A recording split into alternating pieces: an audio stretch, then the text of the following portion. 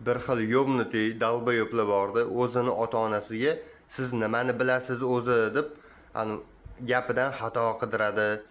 Yoki misol ota-onasiga bemalol gap qaytaradi, ko'ziga tik qarab xohlagan gapini gapiradi. Misol lekin ko'chadiyligi chiroyli muomalada bo'ladi. Yaxshi ko'rib qo'ygan qizini amigacha kirib ketadi. Shunaqa baltulli bor. San 18 yosh bo'lib, 19 yosh bo'lib osmondan oyog'ingni uzatib tushmagansan, nidagon jalab.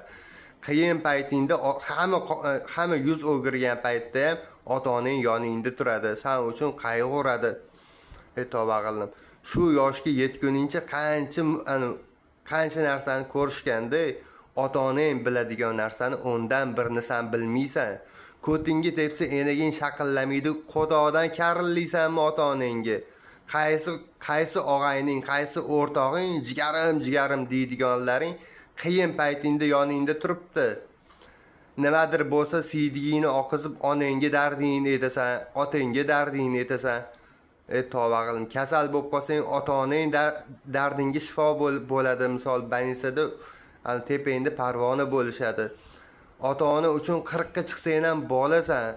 Ertaga ota-onang o'lgandan keyin qidirsang ham topa olmaysan-da. Posle pajar xuyna so'z bo'ladi.